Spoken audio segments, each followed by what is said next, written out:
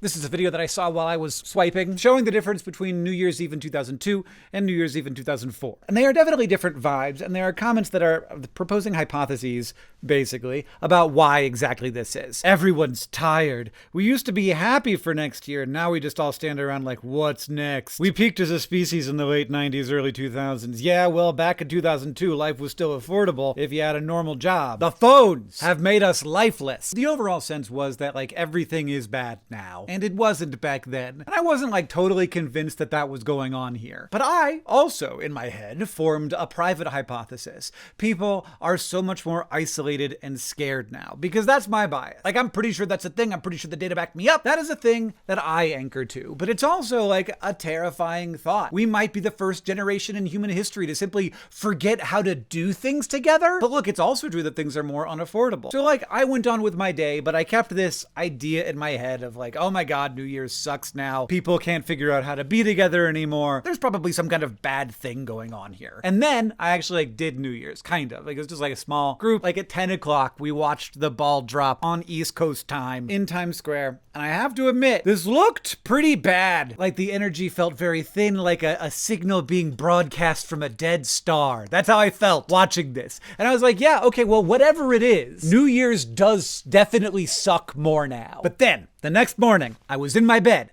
and I was once again scrolling, and I saw something that completely changed my mind. 5, 4, 2, 1.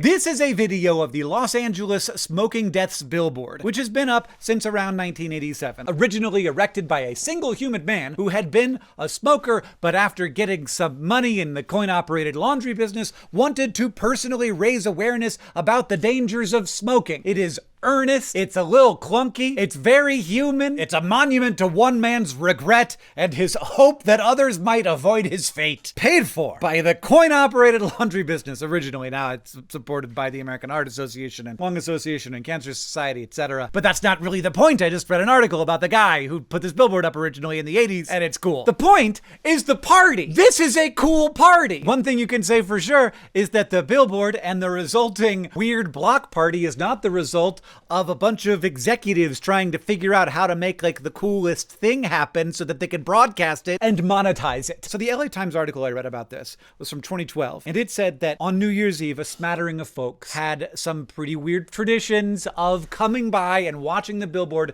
click over to zero at the new year. I think it's safe to say in the last 12 years, the vibe has changed substantially. I assume because of the internet, like people would film it as it clicked over. More and more people saw that. They thought that it was cool, and they're like, I'm gonna go by and see it. And thus, an entirely organic block party has appeared. If you want to know where the 2025 New Year's Eve vibes are, they're at the Los Angeles smoking deaths billboard on Santa Monica. And the more I think about this, the more it makes perfect sense. I'm gonna hit you with like a very 2015 take right now, but sometimes things take a while to seep through to the rest of the culture, but authenticity is like a big deal now. And on the internet, we have authenticity abundance, but with some of our more staid traditions, we have an authenticity famine. I'm not sure that anyone in the world could ever imagine something less authentic than two Gen Xers who have flown to New York City specifically to go to Times Square for New Year's Eve wearing super tall hats that are super tall specifically so that there's enough space for a Planet Fitness logo on New Year's Eve, kissing in the area specially reserved for people who had agreed to be filmed while kissing wearing Planet Fitness billboards on their heads. Like, what is happening in Times Square New Year's Eve? It's not a celebration anymore. It's not people coming together. It is a simulation of a party. The primary goal is not joy or connection. It is the delivery of eyeballs to a purple and yellow gym franchise. Even the people attending the thing aren't really there because they want to party. They're there because they want to be on TV. They want to be a part of the tradition. And that tradition has long since past any kind of cultural relevancy. It happened, and apparently we didn't notice. Maybe we didn't notice because we were undergoing a kind of massive migration. For the past 20 years, most of our cultural evolution has not been happening on street corners or in community centers, and it certainly hasn't been happening on network television. It's been happening in non-physical spaces on the internet. We moved the party to the internet because the vibes there felt new and they felt limitless, and you never knew what weird thing was going to happen or who was going to connect with who. And more than anything, we could all spy on that. We could all imagine ourselves being a part of it. Even if we weren't really a part of it, it felt like we were. While that happened, Times Square New Year's Eve completely enshittified. It was not important. It was just the thing that was still going. But y'all, guess what has happened? The Planet Fitness hats have followed us. We started hanging billboards all over our digital squares, optimizing our feeds, not for connection or for good feelings, but for the primary stakeholder of the ad revenue model. Our digital spaces are becoming more and more like Times Square, hanging advertisements on everything, and increasingly not for providing value to us, but for us being the value being provided for someone else, Planet Fitness. And as these spaces have started to feel less like a home and more like a frickin' shopping mall, we're starting to feel the weight of that non-physical life. We're starting to maybe feel like this is a mistake. We're starting to look for a place to stand where nobody's trying to sell us a membership. So if it's about authenticity, the internet is losing that, and now try to imagine something that's more authentic than an unauthorized block party gathered around an object that marks the new year entirely by default rather than by design. It's not even meant to do the thing it's doing. The fact that it is a literal billboard makes this all the better. It's the only advertisement in sight, but it's generational. It's older than most of the people at the gathering. Young people, drunk people, people who are not about to go eat dinner at TGI Fridays. The Times Square New Year's Eve is the most homogenized thing possible so that it's palatable not just to the entire country, but to the primary stakeholder of the advertisers. Times Square is literally a public square, but the desire to monetize every square inch of it has turned it into the most boring party imaginable. And what do we do with that? Do we say, yeah, I guess you own our public square? No, you don't get to have our public square. You don't get to have our yearly milestone. We can make our own. Can you imagine humans making culture in the physical world? And the best part is that, completely authentically, the traditions stack themselves. Everyone celebrates when it goes to zero, and that's a celebration of the new year, but also of the literal only moment at the beginning of the year when no one has yet died of a smoking-related illness. And then it clicks over to one, and everyone together can shout, "Oh no!" But just in case anybody was worried that we had lost some sense of ironic detachment, a car painted with the Marlboro logo drives by. And I, as a 45-year-old curmudgeon, it's easy for me to look at that car and be like, oh my God, the nihilism is back. But I don't think that's what it is. Our culture has become so saturated with performance that irony has become necessary. It's a survival tool. We use it as a shield. We joke because being sincere in a world that only wants to ever monetize your sincerity is kind of dangerous. But look closer at the crowd. The irony isn't the point, it's the gateway. They're using this weird situation as a way to create a space where authentic connection and sincere enjoyment can actually breathe a little bit. They're laughing at the Marlboro car. But more than anything, I think what everybody loved watching it, and the people who were there loved being there unless they were stuck in the traffic behind it. People are being together. We've reached the point where in order to be sincere, maybe we do have to wrap it in a layer of the absurd. I wish we weren't there, but if that's the way through, then let's do that. It's weird. It's a little sad that it's necessary, but it doesn't mean that the heart of the connection isn't real. In fact, it's definitely real. It's a real vibe. And the internet has done things like this before. There's the Chicago rat hole, which is an accidental imprint of a rodent in wet concrete that has become a kind of place of pilgrimage, not because a tourism board thought, yeah, we should make that rat hole something, but specifically because they never would. We chose it, just like we chose the Boston cop slide. Everybody collectively decides that a poorly designed piece of playground equipment is very good. It's the Binley Mega Chippy. It's these places where in the absence of meaning, we apply meaning absurdly in a way that I think is actually beautiful and that I want. In a world where we are I do think to some extent unnecessarily nihilistic, unnecessarily critical of absolutely everything. When we can't like find anything that we can believe in, the humanity leaks through the drywall and says like, I am still here. I am at Binley Mega Chippy and the Chicago Rat Hole. I am weird and I am human and I am not for sale. I think we should keep doing this, and like applying any kind of structure to it ruins it. But like, just in your normal life, look for the glitches. Look for the ways that we can hack little moments to make them weird. We can support things built and done by weirdos who have this weirdo vision of the world. Just go out there in the world and look for and appreciate the unpolished. Because what I thought I was seeing was that nobody knew how to come together anymore, or that nobody wanted to party anymore. We just stare at the wall because everything's so terrible. That's not what's happened. This wasn't people don't know how to party anymore. This is just people rejecting the fakest party that has ever existed, while at the Los Angeles Smoking Deaths billboard, the actual New Year's Eve party was happening. People took infrastructure that was meant for one meaning and they gave it a completely new meaning. People are figuring out, and not intentionally, not because they know how they're doing it, just because we're pulled toward this,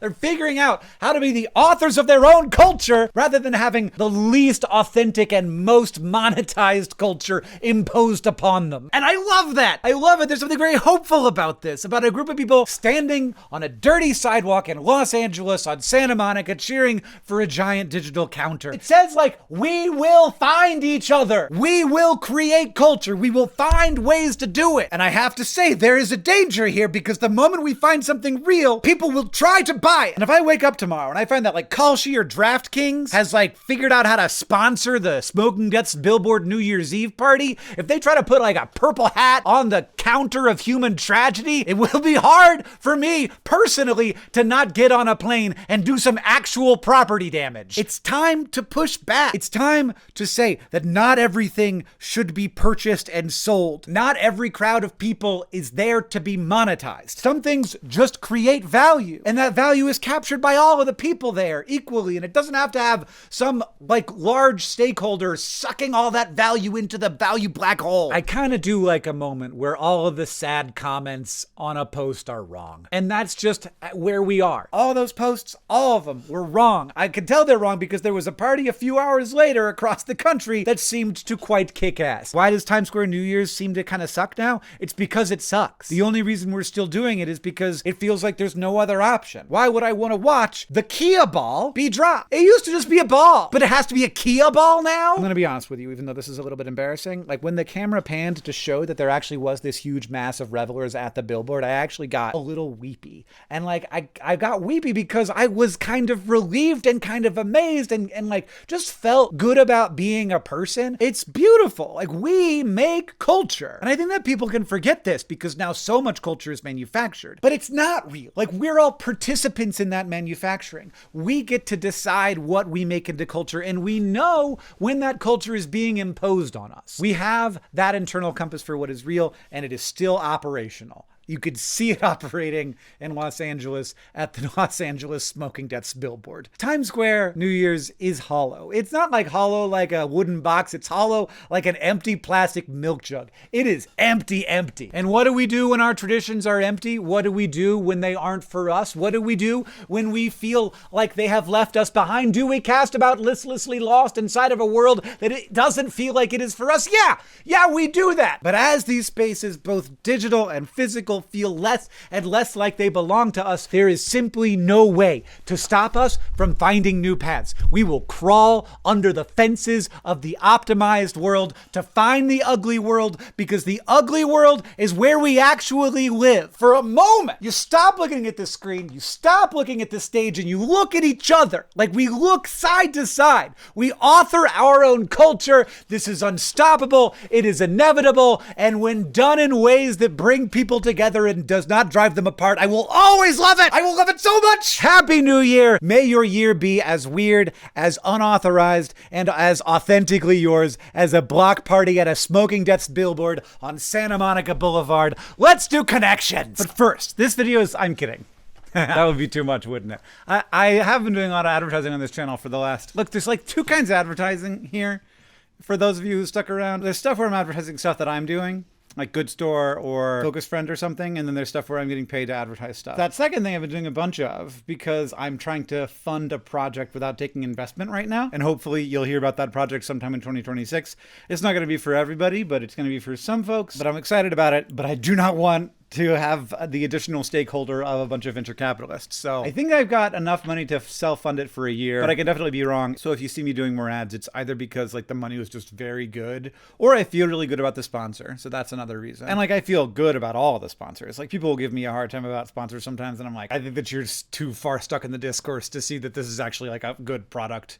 Maybe not for you, but for many people. But I will say a kind of plug here. I first started writing this video as an intro for my brother and I's newsletter, which is called We're Here. And then I was like, this is too much. I need to make this into a whole freaking 20-minute long thing. But that newsletter does not have any advertising, and it is just like me and John trading off having thoughts about the world, like the thoughts that you have just heard. And the things that we promo are like videos from Complexly. If we're ever going on tour, like there is promo in there, but there's not advertising. But the main attractions of the newsletter are like some thoughts from me or John, a series of curated cool things from the internet, rather than like having to stumble across them in your feed, actually just sort of deliver them to you. And like also cool weird stuff from people. There are some interactive elements. You could check it out. There's a link in the description. It's called We're Here. All right.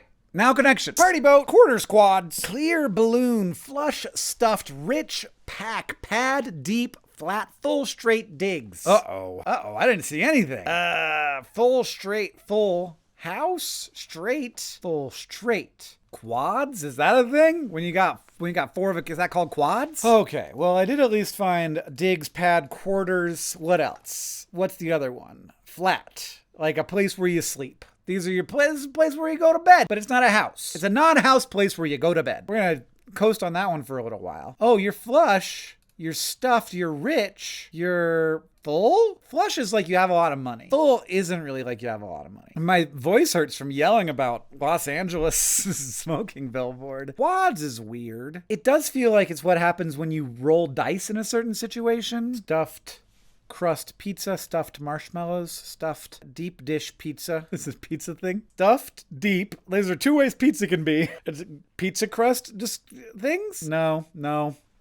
That could be poker terms, but I don't know. Because I feel like it'd be full house. Wouldn't it? Like, you don't just have a full. Rich, deep, like a full understanding of something. Rich, deep, and full. Rich, deep, full, and stuffed? I don't love that, but that feels like more than anything I've seen so far. So like, this can't be right, but there's like party balloon, party boat, party pack, and party full. Party full is a thing, right? That's like a brand. That's that app that everybody uses now for parties. I mean, it could be party or party, and that would be hilarious and messed up. And then it would be flush, straight, quads, and what? Clear? Is that a poker phrase? So it's not party full. Good. And it's not party. I mean, maybe it is. It's party thing. Now we're Googling, everybody. I don't like to Google, but sometimes I do. Party is a film from 1983. I don't think that that's it. I don't know what else it is. Like a full understanding. Stuffed is a little weird there. So a rich understanding, a deep understanding, a full understanding. It's not a stuffed understanding. A clear understanding? Yeah, that's probably what it is. And then that leaves flush, straight, stuffed, and quads. And then balloon pack, boat, party. I mean, those all feel like party things, but like, you can't put party in the party category. I'll be very mad if party is in a party category. And it's the 1983 film Party. I'm gonna have to go for it, you guys. I'm not feeling it. Balloon pack, boat, party. Frick! That's one away! This is my new rule. If I don't get a perfect puzzle, I can do it in whatever order. So now I'm going to rich, deep, clear, and full. Okay. Oh, well, that's not really how I was thinking of it, but I guess that makes sense. And then pad, digs, quarters, and flat. Right? Okay, that's the yellow. And then is it really like some kind of poker thing? I don't know. Flush, straight, quads, and a pack. The rest of these things don't feel very pokery at all. Is it a boat? Can you have a boat? A flush, straight, quads, and a boat. I got a boat. That's what you bet on your hand of poker is your boat. Balloon, stuffed, party, balloon animal, pack animal, stuffed animal, party animal. Frick! I could have had it! I mean, it's ridiculous to get the purple now. And then flush, straight, quads, boat. What is this? No. I just don't know enough about poker, you guys. I don't know enough about poker. I don't feel good about that. At least it was a 5 out of 5. Dang it. Well, at least there are good things in the world. Like the Los Angeles smoking deaths billboard.